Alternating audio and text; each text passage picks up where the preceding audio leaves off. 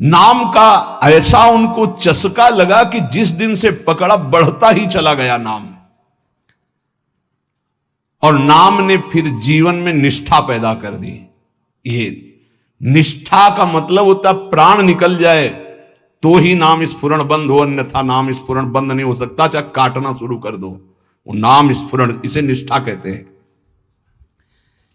श्री हरिदास जी का जन्म बंगाल यशोहर जिले के अंतर्गत बुड़न नाम के ग्राम में हुआ था। ये जाति के यवन थे, मुसलमान थे।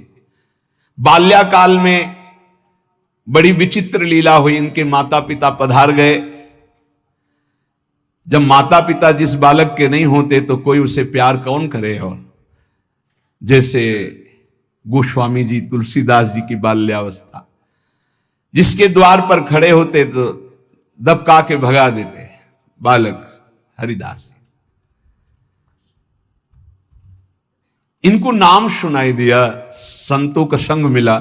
जिसका कोई नहीं होता, यह खास बात होती कि उसको भगवान महापुरुषों से जोड़ देते हैं। अब इनको जब नाम सुनने को मिला, कोई पूर्व जन्म का ऐसा पुण्य होगा, भगवान की ऐसी कृपा होगी, या भगवान ऐसा स्थिति देखकर दयालुता से, यद्यपि भगवान नाम जपने का कहीं किंचन मात्र कोई संस्कार ही नहीं था, ऐसे कुल में प्रकट हुए थे, यवन कुल में। पर यस्याहम अनुग्रहणामि हरिष्ये तद्धनम सनई, भगवान ने एक वचन कहा युधिष्ठिर जी से, जिस पर मैं विशेष कृपा करता हूं उसका जहां जहां अपनापन होता सब खींच लेता हूं। जन्म से माता पिता गए, बचपन से कोई प्यार करने वाला नहीं, खाने पीने तक की व्यवस्था नहीं, तो संत जन मिल गए वहां उनको। वो नाम कीर्तन करके आनंदित हो रहे थे, तो इनको भी एक नशा चढ़ा नाम का। धीरे धीरे उनके हृदय में नाम बढ़ने लगा। बड़ी कृपा, जो इनका नाम जप में प्रीति हो गई। अब इनके पास अपना कहलाने वाला ना कोई व्यक्ति था, ना अपनी कहलाने वाली कोई जमीन या वस्तु थी। थोड़ा बड़े हुए तो घरों के सामने ऐसे मांग लेते, भूख लगी कुछ दे दो, तो कोई रोटी दो रोटी दे देता, बस पा लेते। गांव के बाहर वृक्ष के नीचे बैठकर बस कृष्ण कृष्ण की रट लगा देते। 24 घंटे में एक बार मांग लेते, जो मिल जाता खा लेते, खूब नाम जप करते। अब ये घर छोड़कर बेनापुल नाम के घोर निर्जन वन में एक फूस की कुटी बनाकर अकेले रहते। अखंड ब्रह्मचारी, भिक्षावृत्ति, और बस नाम का निरंतर गान जप, ऐसे जोर जोर से नाम का कीर्तन करते हुए जप। ऐसा तेज प्रकट हुआ कि जो देखे इनको लुभायमान हो जाए। ब्रह्मचर्य में बड़ा तेज होता है। अगर शरीर रोग ग्रसित ना हो और संयम से चल रहा है, तो लाखों करोड़ों के बीच में उसका अलग चेहरा दिखाई देगा कि ये अलग है। ब्रह्मचारी का पहचान होती, वो चिकनाहट से नहीं होती पहचान। चिकनाहट तो अभक्ष पदार्थ खाने वालों के भी चेहरे में होती है। उसका तेज, उसके नेत्र, उसकी वाणी, उसका आकर्षण, लाखों में अकेला वो नजर आएगा। आजकल के 13-14 वर्ष के नए नए बच्चे ऐसे गंदी वासनाओं के शिकार हो रहे हैं, बड़ा हृदय पीड़ित होता है। छोटे छोटे बच्चों को गलत शिक्षाएं बच्चों से मिल गई या मोबाइल से मिल गई, सर्वस्व नाश कर रहे। जिस समय लावण्य प्रकाशित होने की नव किशोर अवस्था, उसी समय नष्ट हो जाते हैं। जो देखता ठाकुर हरिदास जी को प्रभावित हो जाता। क्या दे दूं, ऐसा लगता क्या दे दूं, कैसे हमसे बात करें, ये हमारी तरफ हेर ले, नेत्र नीचे, बस नाम चल रहा है। जब भिक्षा के लिए जाते तो प्रभावित होकर लोग, एक समय था कि दबका देते, एक समय था मांगने से एक आध रोटी, लोग हाथ जोड़े खड़े रहते, हमसे ले, हमारे पास बैठ के पालो। पर इनका भगवान नाम चल रहा है, ना बोलना किसी से, ना नाम का तार टूटना, बस धीरे धीरे निरंतर नाम उच्चारण करते रहना। भगवान नाम का इतना प्रभाव पड़ा कि जहां वो बैठ जाते वो स्थान पवित्र हो जाता, वहां लोगों को शांति मिलने लगती। ये प्रभाव होता है। इनका यश फैलने लगा दूर दूर तक। अब लोग इनके दर्शन करने के लिए आने लगे। तो जब लाखों की श्रद्धा होती तो 10-5 ऐसे दुष्ट स्वभाव के होते हैं कि उनको ईर्ष्या होती, जलन होती है। अपने आप होती, महापुरुषों से उनको जलन होती, वो भगवान की लीला होती। क्या लीला होती? डंडे में ही झंडा फहराया जाता है। तो ये जो दुष्ट लोग ईर्ष्या करके भक्त को सताते हैं, ये डंडे का काम करते हैं, उनका यश फहराते हैं। जो दुष्ट और ईर्ष्यालु लोग हैं उनको असह्य हो गया यश। लाखों लोग जब हरिदास जी के दर्शन के लिए हो, तो उसमें से ऐसे भी लोग थे जिनके भारी ईर्ष्या पैदा हुई, कैसे इनको नष्ट किया जाए। ये ऐसे होते हैं ईर्ष्यालु। पूज्य उड़िया बाबा का जब वृंदावन में यश प्रकट हुआ तो कुछ लोगों ने चंदा इकट्ठा करके बाबा की बीच सत्संग में नाक काटने के लिए आदमी तय किया। वो आदमी चाकू छुपा के गया प्रणाम करने की मुद्रा, और ऐसे जीव तो वहां उनके पार्षद जो मोरछली डरा रहे थे बहुत सावधान, तत्काल पकड़ते पकड़ते चावल भर नाक में चाकू चली गई। बाबा उनको तत्काल एकांत लायक गुफा में ले गए और कहा, भैया हमने कभी कोई कटु वचन आपको कहा क्या? तो रो पड़ा, बोले बाबा पैसे में, गरीब आदमी हूं मैं, पैसे में बिक गया, मुझे अमुक ने इतने रुपए दिए हैं और कहा इसके बाद इतने रुपए और देंगे, मैं हाथरस का हूं, मैं गरीब आदमी हूं, केवल पैसे के लिए काम, मैं आपको नहीं जानता था पर हमसे कहा गया कि जाइए और ऐसा कर। बाबा मुझसे बहुत गलती। बाबा ने कहा कोई बात नहीं है, कुछ पैसे अपनी तरफ से दिलाए और कहा हाथरस की गाड़ी में बैठा के आओ। अपने जनों से कहा कसम हमारी है अगर इसको एक शब्द भी कहो, तो सम्मान पूर्वक उसे हाथरस सुरक्षित भिजवा दिया। अकारण द्वेष मानने वाले पैदा हो जाते हैं जब किसी का यश होता है। कैसे इनका यश नष्ट हो? ये ईर्ष्यालु एक रामचंद्र खां नाम के बड़े जमींदार थे। यार हमारे पास तो जमीन रुपया पैसा कोई नमस्कार नहीं करता है, दो रोटी मांग के खाने वाला नाम जपती, इसको जिसको देखो प्रणाम करता चल। ये लगता है कौन कौन भाई? बोले बाबा जी। बाबा जी मतलब बाबा जी तो एक लगता है क्या है, मतलब बाबा जी क्या है? उसको लगा मैं जमींदार हूं, रुपया है पैसा है, हमें तो कोई नमस्कार नहीं करता है, इसको जो देखो नमस्कार कर रहा है, कैसे इसका यश नष्ट करूं? तो पहला बाण होता है कामिनी। जब कभी किसी को नीचा दिखाना होता है, ऐसा होता है। जब कभी किसी का यश होता है तो विविध प्रकार की माया के पार्षद अपना प्रयास करते हैं। तो उसने विचार किया कि इसका कैसे नाश किया जा सकता है, कैसे नीचा दिखाऊं, इसके बड़े हुए यश को कैसे मिट्टी में मिलाऊं। जमींदार तो था ही, पैसे थे ही। उसने विचार किया कि इनके पतन करने के लिए, इनका पतन भी करूं उपहास भी करूं, दोनों बातें हो जाएंगी। उसने नवीन अवस्था की वैश्या दो जो उसके परिचय में थी, उनमें से एक को देखा जो बहुत प्रवीण, बहुत सुंदर, बहुत चालबाज, चतुर। उसे कहा जितना रुपया चाहोगे उतना देंगे, बस इनकी कुटिया में जाओ, इनको पतित कर दो, फिर हम अल्लाह मचा देंगे और तुम हां बोल देना। वो पैसे में बिकने वाली उसको तो क्या, पर सीमी की चाप सके को ताशु, बड़ रखवार रमापति जाशु। जिसके बड़े रक्षक भगवान है उसको कौन पतित कर सकता है, नीचा दिखा सकता है। एक बार गदाधर भट्ट जी का बहुत बड़ा यश फैला हुआ था। जब वो सत्संग करते तो हजारों लाखों लोग सत्संग का आनंद लेते। तो उसमें एक कल्याण सिंह नाम के जमींदार धनी मानी आते थे। अब सत्संग में संयम की चर्चा होती, तो जब से सत्संग सुना उन्होंने अपनी पत्नी से बात नहीं किया। गृहस्थ धर्म का जो संयोग है उन्होंने बात ही नहीं की। पत्नी ने देखा कि हमारे वर्षों होते जा रहे हैं और हमारे पति हमारे हाथ से गए। यद्यपि उनके सौम्य बर्ताव, बड़ा साधुता का बर्ताव, पर वो काम से पीड़ित होकर के हमारे जीवन में आग लगाने वाला एक गदाधर भट्ट जी हैं। अगर ये कथा ना करते तो हमारे पति का स्वभाव ना बदलता और हमारा जीवन गृहस्थ धर्म नष्ट ना होता। देख लेंगे हम इनको। और वो जमींदार धन था। एक भिखारिन गली में जा रही थी मांगते हुए, बुलाया उसको और गर्भवती थी। बोले तुम्हारे गर्भ का खर्चा, परिवार का खर्चा, जब चाहोगे उतना धन देंगी, बस एक बात है। उसने विचार किया कि अगर गदाधर भट्ट पर अश्रद्धा हो जाएगी तो मेरे पति पुनः वापस हमें मिल जाएंगे, क्योंकि उन्हीं की बात पर वो आकर के ब्रह्मचर्य रह रहे हैं, संयम से रह रहे हैं। बोले तुम कथा के बीच में जाओ और कह दो जब ये नहीं था तब तो खूब आते थे, और जब ये दे दिया तो आने बंद कर दिया, आप क्या व्यवस्था होगी इसकी, बस इतना तुझे बोलना है। वो जानती थी इतना बोलेगी कि लाखों की अश्रद्धा हो जाएगी। खूब सत्संग का रंग जमा हुआ था। इतने में वो आई और ऐसे सामने खड़ी हो गई। सब लोग आश्चर्यचकित। थोड़ा अच्छा कपड़ा पहना दिया था उसको। उसने कहा महाराज अब तो प्रवचन में लग गए, जब गर्भ नहीं था तो खूब आते थे, और जब गर्भ रह गया तो अब आए नहीं, इसका पालन कौन करेगा। बोले आराम से बैठो, जिसने गर्भ दिया अवश्य पालन करेगा, हर व्यवस्था होगी। बिल्कुल, वो तो कोई आश्चर्य उनको नहीं हुआ।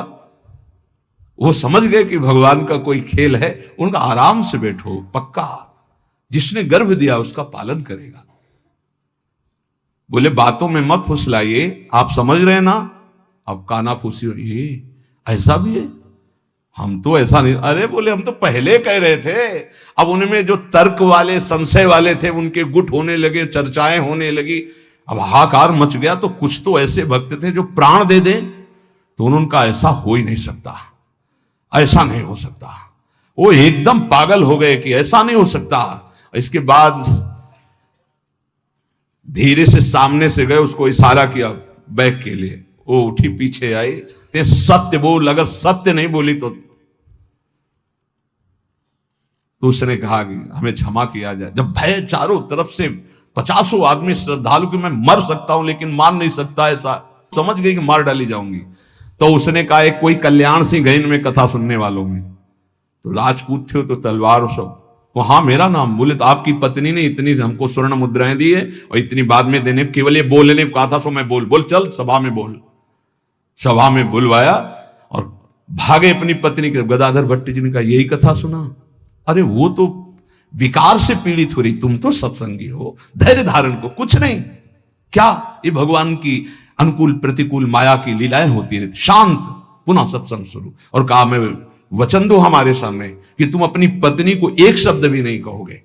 और देखो गृहस्थ में संयम का ब्रह्मचर्य रहा जाता है, उसमें अखंड ब्रह्मचर्य नहीं रहा जाता। पाणी ग्रहण किया है तो संयम पूर्वक, जितना आप प्यार पूर्वक संयम से ब्रह्मचर्य रहो, फिर गृहस्थ धर्म का समझाया उनको। तो बड़े बड़े महापुरुषों के जीवन में होता है। रामचंद्र खां ने एक वैश्या से कहा तुम जितना रुपया मांगोगे देंगे, इनको भ्रष्ट कर दो, फिर हल्ला मचा देंगे, फिर इनका सब यश धूल दूषित हो जाएगा। पर उनको ये नहीं पता था कि ये भगवान के दास हैं, इनकी सुरक्षा स्वयं भगवान करते हैं। करो सदा तिनके रखवारी, जिम बालक राखे महतारी। जैसे मां दिखाई नहीं दे रही, बालक खेल रहा है, लेकिन पक्का मानिए मां की दृष्टि वही है, अपने बच्चे पे है। कहीं कोई ऐसी बात ना हो जाए जो हमारे बच्चे को दुख हो जाए। वो कार्य करती हुई एक दृष्टि में देखती रहती है। मेरे प्रभु अपने जन को हर समय देखते रहते हैं, हर समय से। जहां मेरा भक्त चरण रखे वहां रखूं मैं हाथ। बस लीला समझ पाना बहुत कठिन है भगवान की। संपूर्ण संसार एक तरफ विरोध करने लगे तो भी भक्त का बाल बांका नहीं हो सकता। जो होगा विधान भगवान की तरफ से होगा। पर नीच पुरुष अपनी नीचता से बाज नहीं आता। उसने 16 वर्षीय वैश्या को, जो बड़ी रूपवती थी, बड़ी प्रवीण थी, चालबाज थी, चतुर थी, उसको खूब श्रृंगारित करके भेजा, जाओ और उनको भ्रष्ट कर दो। जंगल में रहते थे। उसको भी गर्व था कि कोई ऐसा पुरुष पैदा नहीं हुआ जिसको मैं चाहूं और भ्रष्ट न कर सकूं।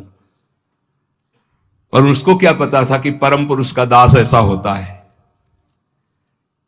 हरिनाम में डूबे हुए श्री ठाकुर हरिदास जी उसकी कुटिया में गए। ठाकुर हरिदास जी ने कृष्ण कृष्ण कृष्ण, शांत बैठे हो अपने कृष्ण कृष्ण, बार बार बोलना चाहती कुछ बात कर, हरे कृष्ण हरे कृष्ण। सुबह से गई, पूरी शाम हो गई, कृष्ण कृष्ण कृष्ण। जहां वो कुछ बात करने को होती, मां हमारा नाम पूरा हो जाए, फिर वहां 1000-2000 नाम थोड़ी, लाखों की संख्या में 3 लाख नाम तो जोर जोर से जपते थे। वो बार बार बैठी उनकी मुख कांति को देखती रहती, बैठी रही। शाम हुई, सोचा रात्रि में बात तो हो ही जाएगी। वैसे तो 3 लाख नाम जप करके फिर लघु शंका आदि कभी उठते, आज उठे ही नहीं, पूरी रात्रि भी नाम चल रहा है। वैश्या फिर गई, श्रृंगार वंगार करके फिर दोबारा आई, फिर नाम कीर्तन। जब बीच में बोलने की बात करती तो हरे कृष्ण कृष्ण।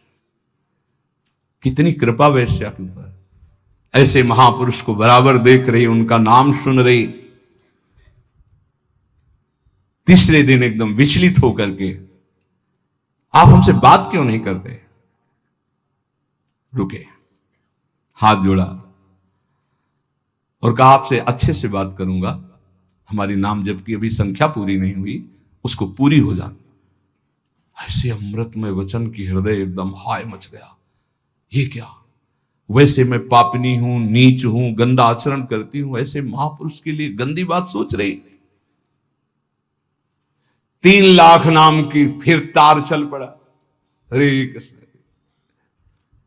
उच्च स्वर से रोने लगी। वो शुरू हो गई हरे कृष्ण। साथ में हरिदास जी ने देखा, अब क्या महापुरुषों का प्रभाव। हरिदास जी अब बोले, अब बात कर सकती हो। तो बात करने लायक नहीं रह गई थी। अश्रु प्रवाह चल रहा था और कृष्ण नाम चल रहा था। उठी और चरणों में लौट गई, का धिक्कार है मुझ निज पापनी को कि आप जैसे महापुरुष के लिए मैंने गंदी बात सोची, मुझे क्षमा कर दीजिए। चिल्ला चिल्ला करके रोने लगी। उन्होंने कहा, दुखी नहीं होना, मेरे प्रभु तुम पर बहुत कृपा किए हैं। वो आंखों से आंसू बहाती जा रही, गदगद कंठ से कह रही, पतित पावन आप मुझे स्वीकार कर लीजिए, मैं आपकी चरणों की दासी हूं। आप तो अहेतुकी कृपा करने वाले परम दयालु हैं। आप पात्र और अपात्र का विचार ना कीजिए, मुझ जैसी नीच को स्वीकार कर लीजिए। और चिल्ला चिल्ला के रोने लगी। हरिदास जी ने कहा, जो नाम सुन रहा है वो नीच कैसे हो सकता है?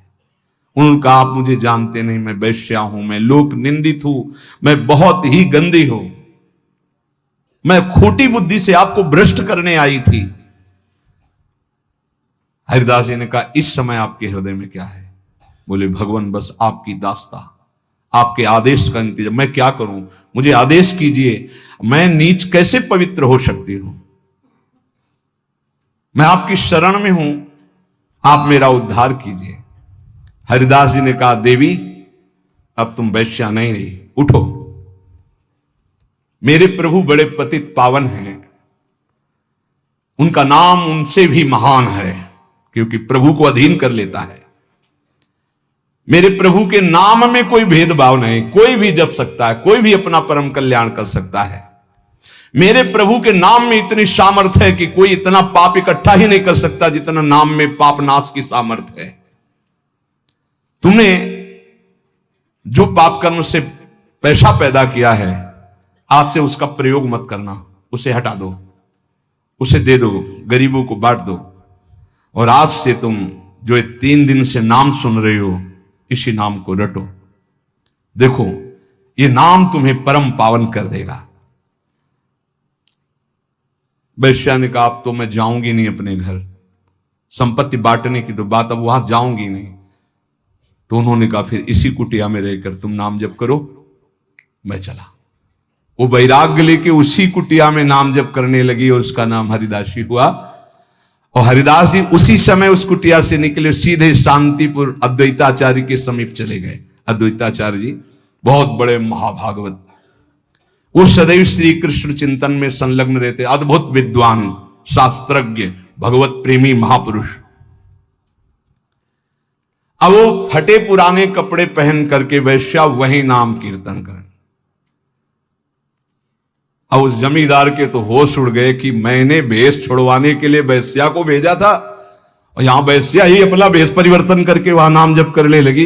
ये क्या है नाम जापक जन, भगवान के जन। उस वैश्या का वैसे ही सम्मान होने लगा कुछ वर्षों बाद जैसे हरिदास जी का होता था। लोग उस वैश्या के दर्शन करने आने लगे, हर समय वैसे ही नाम जप करते हुए उसी भूमि पर जिस कुटिया में वो रहते थे वह हरिदासी नाम से कही गई। क्या महिमा है भगवान नाम जापक संतों की। और इधर रामचंद्र खान ने अपने कुकृत्य का फल पाया कि बादशाह का कोई अपराध बन गया, साबित हो गया नहीं अपराध होने पर भी, तो तत्काल आदेश हुआ सारी संपत्ति और जमींदारी उसकी जब्त कर ली गई, उसको जेल में डाल दिया गया। ये साधु अवज्ञा तुरंत भवानी कर कल्याण अखिल के हानि। कोई ऐसा मुकदमा, कोई ऐसी बात आ गई जिसमें उनका अपराध साबित हो गया और सारी संपत्ति जमींदारी जब्त कर ली गई, उनको जेल भेज दिया गया। खाने की भी व्यवस्था भंग कर दी गई, जेल में भारी कष्ट उनको दिया गया। पक्का जो भक्त का अपमान करता है, भक्त को नीचा दिखाना चाहता है, उसकी दुर्गति पक्की हो जाती। यहां तो ये ब्याज है, मूल तो और मिलेगा। महात्मा हरिदास जी विश्वास के तो मूर्तिमान स्वरूप हैं। उन्होंने नाम को ही अपना जीवन माना, भगवान निष्ठा उनके हृदय में अटल भाव से थी। बेनापोल की निर्जन कुटिया में उस वैश्या का उद्धार करके उसे हरिदासी बनाकर आप शांतिपुर आ गए, अद्वैताचार्य जी के पास। शांतिपुर के समीप ही फुलिया नामक ग्राम में एकांत में छोटी सी फूस की झोपड़ी बनाकर अहरनिश कृष्ण नाम जप रहे थे। उस समय बादशाह यवन ही था और वहां के बड़े बड़े काजी अधिकारी यवन ही थे। भारी अत्याचार उन लोगों का था, यहां तक कि उनके धर्म के विरुद्ध कोई चू नहीं बोल सकता था, सत्ता थी। अब जब वहां काजी को पता चला कि रात दिन ये नाम जप करता है और यवन धर्म से इसका जन्म है, तो उनके मन में आया कि इसको दंड दिलाया जाए कि बड़ा इसका सम्मान हो रहा है। काजियों का ये समझो एक तरह के वो बादशाह ही होते थे, बादशाह उन्हीं के इशारे से चलते थे। गोराई नाम का एक काजी था जो बहुत ही कठोर और कर्कश स्वभाव का था। हरिदास जी का प्रभाव देखकर वो ईर्ष्या से देखता। मतलब कुछ लोग ऐसे देखते हैं कि बस उनके पास जो है वो भस्मासुर वाली ताकत नहीं है कि हाथ धर दे भस्म हो जाए, नहीं तो भक्तों को वो भस्म ही कर दे, ऐसी दृष्टि होती है। वो दृष्टि से पता चलता है। वो हरिदास जी को ऐसे देखता कि कैसे इनको नष्ट कर दूं। और जब उसको ये पता चला कि यवन धर्म के ही हैं, तब तो बढ़िया उसको रास्ता मिल गया। हरिदास जी का प्रभाव दिनों दिन बढ़ता चला जा रहा था। उसने विचार किया कि यवन धर्म के होकर के हिंदू धर्म का नाम ले रहे हैं, ये तो कुफ्र है, काफिर है, ऐसा काजी ने विचार किया। इसे बादशाह के सामने पहले पेश करें, फिर इसको दंड निर्धारित करें। गुराई काजी ने विरुद्ध राज दरबार में अभियोग चला दिया ठाकुर हरिदास जी की। राज आज्ञा हुई तत्काल गिरफ्तार किया जाए, क्योंकि बादशाह यवन था। हथकड़ी बेड़ियों से जकड़ लिए गए ठाकुर हरिदास जी। डरना नहीं, ये डिग्री वालों की बात है जो उच्च कोटि के महापुरुष हैं। तुम मत सोच लेना कि हम राधा राधा जपेंगे तो, हाँ ऐसा नहीं। भगवान वो सामर्थ्य देते, जो प्रहलाद जी को सामर्थ्य दी वही ऐसे भक्तों को सामर्थ्य देते। ऐसा नहीं है कि अपने सामर्थ्यहीनों को ऐसा प्रश्न कर, ऐसा नहीं, डरना नहीं कि भगवान बड़ी भारी परीक्षा लेते हैं। हथकड़ी बेड़ियों से जकड़ लिए गए और इनको पेश किया गया निरपराध हरिदास जी को अपराधी की तरह। बादशाह ने देखा 9 युवक तेज से प्रभावित, मानो पूरा सभा आश्चर्यचकित और आलोकित हो गई हो, प्रभावित हो गए। जो यवन बादशाह थे और कहा सम्मान से इनको बैठाला जाए। आसन दिया गया, आसन पे बैठे। हरिदास जी जब बैठ गए तो बादशाह ने कहा कि आपने स्वाभाविक धर्म परिवर्तन किया है, तुम्हारा जन्म तो मुसलमान के घर में हुआ है, और ये तुम्हारी, जैसे अपने भगवान का नाम लेते हैं तैसे अपने भगवान का नाम लेके बोले कि तुम्हारी तो कृपा ही जो है, जो यवन धर्म में तुम्हारा जन्म हुआ।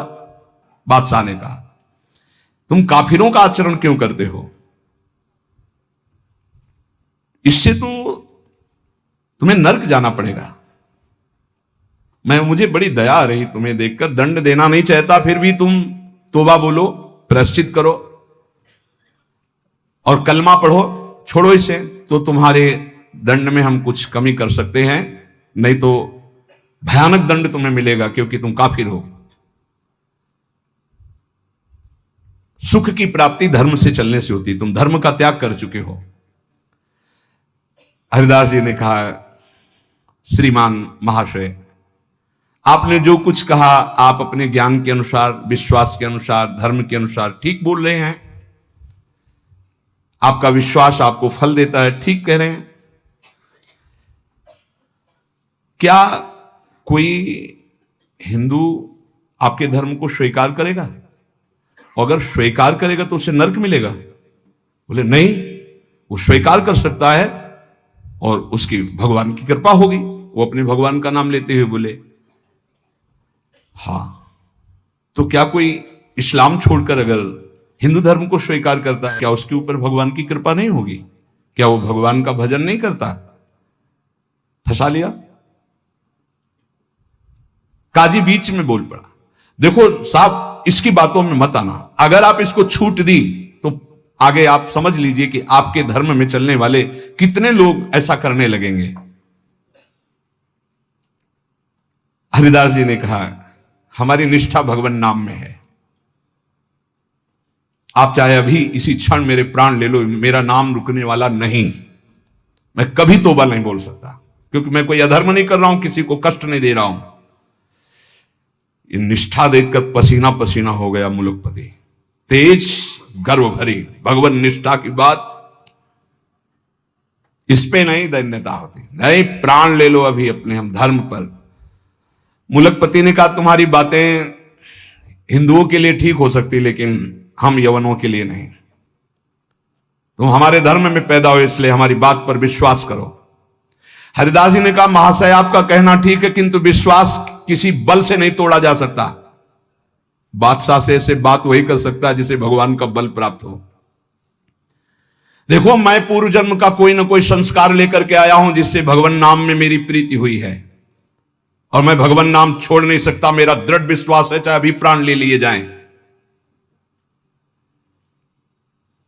और अगर आप ऐसे ही दंड देने वाले हैं तो कितने लाखों हिंदुओं को मुस्लिम बना लिया, क्या उनको दंड दे रहे हैं आप? यदि ऐसा वो दंड के अपराध भागी नहीं बने कि हिंदू धर्म छोड़कर आपने उनको यवन धर्म में बना लिया, तो मैं यवन धर्म छोड़कर अगर नाम जप करता हूं तो मैं अपराधी कैसे हो सकता हूं? बादशाह चुप हो गया। गुराई काजी ने देखा यहां मामला तो उल्टा हो गया। तब जोरों के साथ कहा हम ये सब कुछ नहीं सुनना चाहते, इस जो धर्म के प्रतिकूल चले उसको दंड देना चाहिए। तुम अधर्म कर रहे हो, तुम काफिर हो, तुम्हें दंड मिलना चाहिए। काजी के बोलते ही बादशाह चुप हो गए, ना इधर कुछ बोल पा रहे ना इधर। फिर कहा कि देखो गुराई काजी जो कह रहे हैं तुम वो बात मान लो और कलमा पढ़ो और छोड़ो ये नाम जप करना। हरिदास जी ने कहा श्रीमान महाशय हम एक बार केवल बोलते हैं, दोबारा आपको जो कहना हो सो कह लीजिएगा, मैं बोलूंगा नहीं। मैं प्राण त्याग सकता हूं पर भगवान नाम नहीं छोड़ सकता। क्या निष्ठा है! आप दंड जो देना चाहे मैं स्वीकार करता हूं लेकिन नाम नहीं छोड़ सकता। मेरी देह के आप इसी सभा में सैकड़ों टुकड़े कर दिए, हर टुकड़े से निकलेगा कृष्ण कृष्ण कृष्ण, छूटेगा नहीं नाम। मैं तुम्हारे दंड देने से विचलित नहीं हो सकता। मैं हरिनाम को जब तक श्वास है नहीं छोड़ सकता। अब आखिरी मेरी ये बात है, आप चाहे दंड दें या जो चाहे सो करें। निर्भीक उत्तर सुनकर के बादशाह सोच में पड़ गया कि ऐसे एक महान को क्या दंड दे। गुराई काजी की तरफ देखा। गुराई काजी ने कहा हुजूर बिल्कुल दया नहीं, दंड चाहिए, नहीं तो फिर बड़ी समस्या आ जाएगी कि अपने धर्म के लोग बहुत से उधर हो जाएंगे। बहुत हानि हो जाएगी, मनमानी लोग करने लगेंगे। मुलकपति ने कहा, सही पूछो तो मेरे में हिम्मत नहीं है, तुम बोलो दस्तखत हम कर देंगे। क्या दंड दिया जाए, तुम बोलो दस्तखत कर देंगे, लेकिन हिम्मत नहीं कि मैं दंड निर्धारित कर सकूं। गुराई काजी ने कहा, हुजूर मेरी जो अंदर बात आ रही, इसको ऐसा दंड देना चाहिए कि पूरे विश्व में कोई भी इनके विपरीत आवाज ना उठा पावे। क्या क्या दंड निर्धारित किया जाए? प्राण दंड, वो भी ऐसे सीधे प्राण दंड नहीं, 22 बाजारों में कोड़ों से मार मार कर बेत और कोड़ों से इसकी जान ले ली जाए, जिससे सब कोई देखे कि धर्म के विरुद्ध चलने वाले को कैसा दंड दिया जाता है, सभी लोग ऐसा देखें और किसी की हिम्मत ना पड़े। मुलकपति ने दस्तखत कर दिया, ऐसा ही हो। अब तो क्या था, जल्लादों ने तत्काल हाथ बांध दिए महान भगवान नाम जापक के, और वही दरबार से शुरू किया गया। वो कोड़े जो ऐसे लगते कि खाल को खींचते चले जा रहे, घाव पे घाव, हर बाजार में भीड़ में सब जगह ऐसे ठाकुर हरिदास जी बोलते हरि बोल, जहां कोड़े लगते हरि बोल, हरि बोल, बलिहार है। क्या हृदय भगवान ने बनाया इन महापुरुषों का कि इतना भयानक पीड़ा और कष्ट के बीच में कभी आह नहीं कहा। पीठ में से रक्त की धाराएं बह रही, रक्त बह रहा है, निर्दयी जल्लाद घावों पर कोड़ों का प्रहार कर रहे, और हरिदास जी के मुख से वही जोर की ध्वनि निकलती, जैसे कोड़ा पड़ता, हरि बोल, हरि बोल। धन्य है ये जगत, इन्हीं महापुरुषों के नाम कीर्तन से, इन्हीं के यश कीर्तन से आज पावन है। सत्य कहते हैं, इन्हीं महापुरुषों के प्रताप से आज हम कुछ हरि बोल, कृष्ण बोल, राधा बोल सकते हैं। नहीं, हमारी सामर्थ्य क्या, यही सब, ये साक्षात भगवत स्वरूप पार्षद अवतरित हुए जो ऐसी सामर्थ्य का दर्शन कराया। ये है भक्ति, ये है निष्ठा, नाम निष्ठा। चेहरे पर तेज और मुस्कुराहट है, जवान पर हरिनाम है, शरीर पर कोड़ों की वर्षा है। जरा विचार कीजिए, क्या स्थिति है, क्या स्थिति है। वो तो देखने वाले चीख पड़ते, रो पड़ते, दुख से आंखें बंद कर लेते। अरे ऐसे निर्मम जल्लाद ऐसे महापुरुष को कष्ट दे रहे हैं जो निरपराध, कोई अपराध नहीं किया, लेकिन किसी की हिम्मत क्या कि कोई बोल सके, कोई रोक सके बादशाह के हुक्म के आगे। हरिदास जी की वही मुस्कुराहट, वही आनंद भरा शब्द, हरि बोल, हरि बोल। जल्लाद पीटते चले जाते हैं, 22 बाजारों में घुमा घुमा करके, कोड़ों से मार मार करके, लथपथ मांस के टुकड़े गिर रहे हैं, ऐसे कोड़े मारते कि चिथड़ा हो जाता शरीर। जल्लाद आश्चर्य में हो गए कि किस माटी का बना हुआ ये भगत है कि एक बार भी उफ नहीं निकला, आह नहीं निकला, हरि बोल, हरि बोल। और जहां वो मारते कोड़े और कहते, अब भी कहता है हरि बोल, हरि बोल, तो मुस्कुरा के देखते बोले तेरा भी कल्याण हो गया, क्योंकि वो भी यवन जल्लाद थे। वो गुस्सा में बोलते, अब भी कहता है हरि बोल, हरि बोल, तो कहते तेरा भी कल्याण हो गया, क्योंकि तू भी 2 बार तो हरि हरि बोला, तेरा भी कल्याण हो गया। ऐसे कोड़े चल रहे थे कि 10-5 कोड़ों में ही मृत्यु हो जाए आदमी की। पीठ पर असंख्यों कोड़े, नाम बराबर उच्चारण हो रहा है, कोई मुखारविंद में वेदना नहीं, कोई दर्द की वेदना नहीं। हरिदास जी बीच बीच में भगवान से प्रार्थना करते जा रहे हैं, प्रभु किसी का दोष नहीं, नाथ किसी को दंड मत देना, न इन जल्लादों को, न काजी को, न बादशाह को। प्रभु मेरी प्रार्थना है, किसी को दंड मत देना। प्रभु से बात कर रहे हैं, जो दंड दे रहे हैं उनके लिए वो उसी समय भगवान से प्रार्थना कर रहे हैं कि इनको किसी को कष्ट, क्योंकि पता है प्रभु ये सब भूले हुए लोग हैं, इनके अपराध को आप कभी मानना ही नहीं कि अपराध किया है। कैसे कृपालु भक्त है, जिनके ऊपर प्रहार हो रहा है वो प्रभु से प्रार्थना कर रहे हैं, प्रहार करने वालों को कष्ट मत देना प्रभु, ये बेचारे हैं, ये भूले हुए हैं। महात्मा हरिदास जी आखिरी में हरि बोल कहकर मूर्छित हो गए। उन जल्लादों ने देखा कि नस नाड़ी में कोई धड़कन नहीं, अब ये पधार गए। गोराई काजी ने देखा कि हां ये पधार गए। सहमति हुई कि अगर इसको जमीन में दफनाओगे तो उत्तम गति होगी उनके अनुसार से, इसलिए इसको गंगा में फेंक दो। गोराई काजी ने कहा अगर कब्र में हमारे धर्म के अनुसार तो फिर इसे बहिष्ठ स्वर्ग की प्राप्ति होगी, वो मैं होने नहीं दूंगा, इसलिए इसको गंगा में फेंक दो। फेंक दी गए। जे ही पतित पावनी भागीरथी का स्पर्श हुआ, मुख में गंगा जल गया तो जैसे अमृत गया हो। और तो गंगा के प्रवाह में गंगा जी गोद में लेके जा रही, डुबो नहीं रही। अब उनको चेतना आई, कृष्ण कृष्ण कृष्ण कृष्ण। गंगा जी धीरे धीरे उनको अपनी लहरों से, गंगा जल के स्पर्श से सारी जो वेदनाएं थी, घाव थे, उनमें बड़ी शीतलता। हरिदास जी को चेतना हुई और बहते हुए जब किनारे लगे तो लोगों ने उनको उठाया और फुलिया के समीप उनको गोद में लेकर के ले गए, जहां उनकी पहले कुटिया थी। चारों ओर ये बात तो फैली गई थी।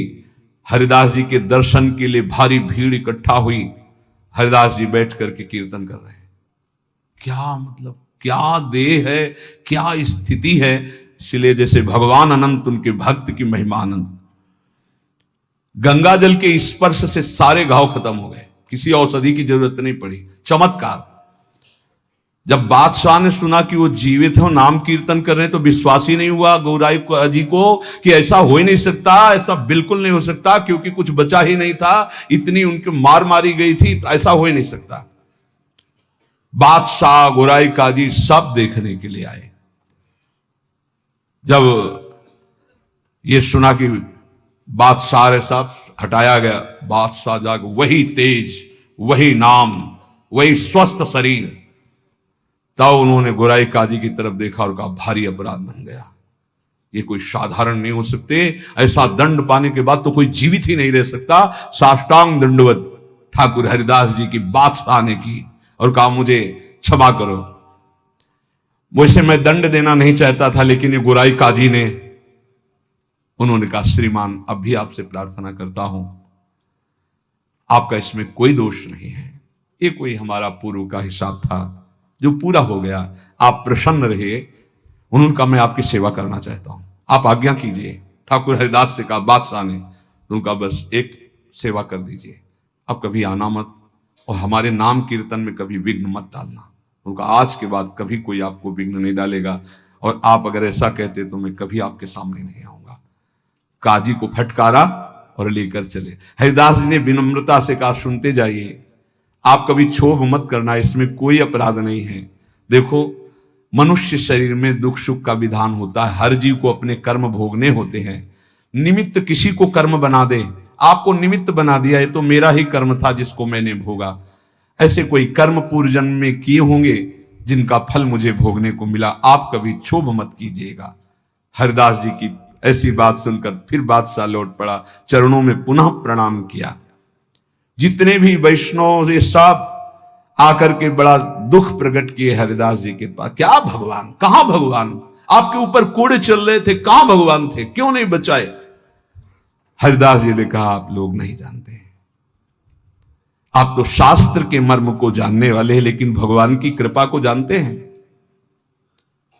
मुझे जो दंड मिला उसका कारण है मैंने भगवान नाम की अवहेलना सुनी राज दरबार में, जीवित रहा, इसलिए मुझे दंड मिलना जरूरी था। और दूसरी बात, जिस समय मेरे ऊपर कोड़े चल रहे थे तुम्हें दिखाई नहीं दे रहा था, हरि ऐसे किए गए थे, एक भी कोड़ा मेरे ऊपर नहीं लगा।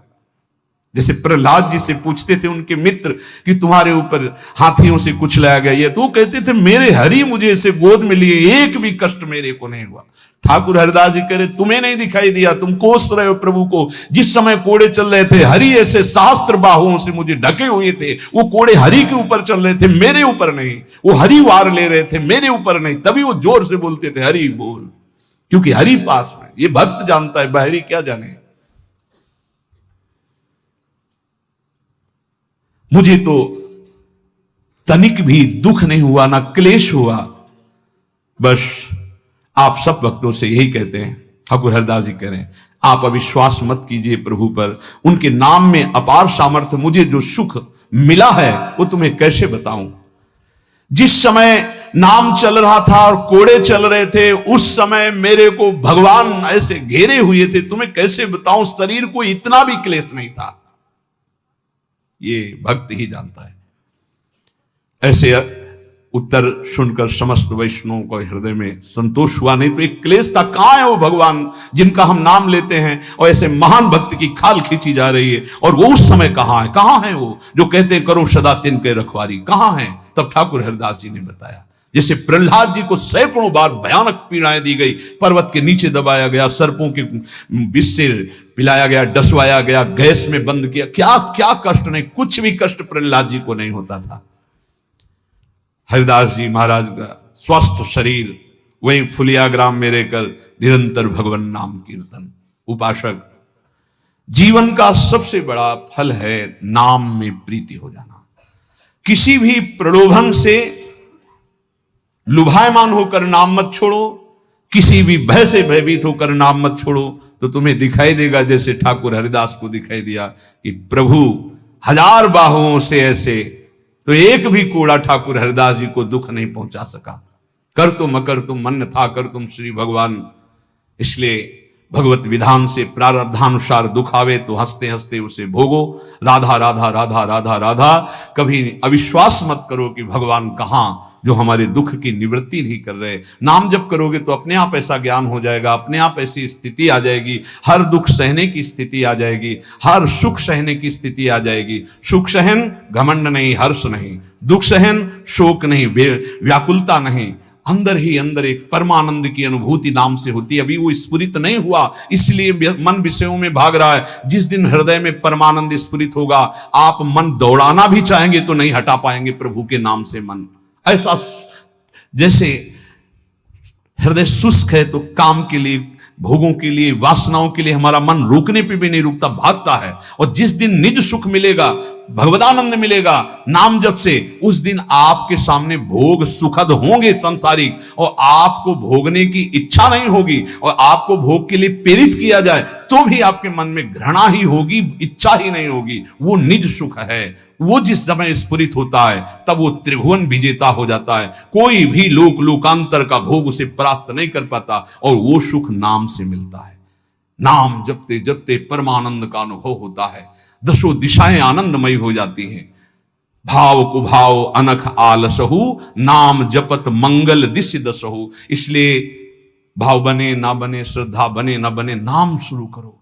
ऐसे पकड़ो कि नाम ना छूटे, चाहे प्राण छूट जाए तो जन्म जन्म की बिगड़ी बन जाएगी। भगवान का सानिध्य तुम्हें अनुभव होने लगेगा कि भगवान तुम्हें कितना दुलार कर रहे हैं, प्रिया जो आपको कितना दुलार कर रहे हैं। इसलिए हठ पूर्वक नाम में प्रीति करो, नाम जपने का अभ्यास करो। इसी से सब हो जाएगा, ज्ञान वैराग्य भक्ति प्रेम योग जो चाहोगे सब प्राप्त हो जाएगा।